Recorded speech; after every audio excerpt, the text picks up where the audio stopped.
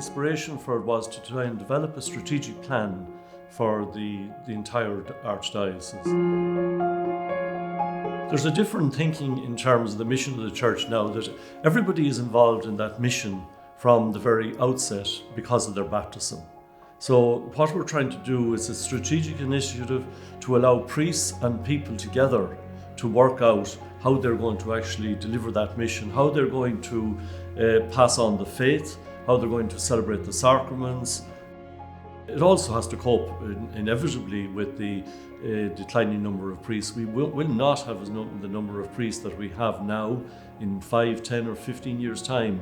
But we also have parishes that are vibrant, they're alive, so we're trying to keep, with Building Hope, keep those parishes alive, because people are very identified with their parish. They have a love for their parish, their church. So it's not about amalgamating parishes, or it's not about closing parishes, but it's about trying to cooperate and work in partnership together to share the resources on all levels, both human level and the material resources.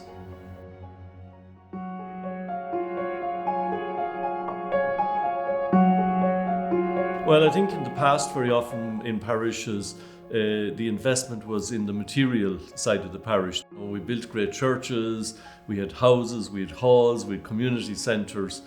But now we need to invest far more in people. Particularly, I think we need to invest in educating lay people to be able to take up these ministries. For example, funeral ministries. I have one parish here and they have 300 funerals a year.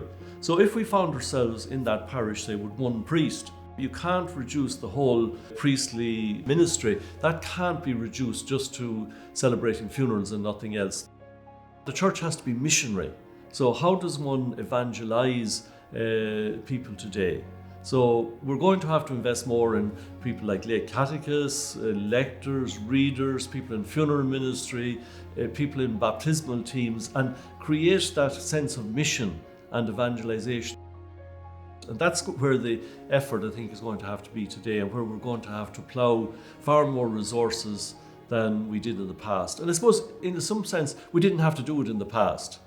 The number of people were there, they just kept coming, and we didn't really think in those terms. We weren't a missionary church in Ireland, certainly when I was a young fella. But that has vastly changed today and is very different, and therefore we need to strategically rethink the mission and how we deploy our human resources and our material resources into the future.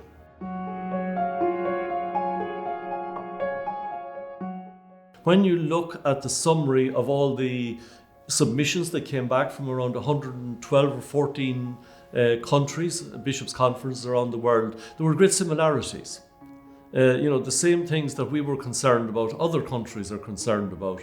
The lack of youth participation, the lack of participation of laity, particularly women in the whole organisation of the church. So all of that needs to be addressed and brought further. So what we need to do now is, some sense, to deepen the synodal process. And we use that in the Building Hope, bringing people with us, talking to people, letting people have their voice, because they're the people on the ground in our parishes. And that synodal, if you like, methodology has to be very much part of the future of the church.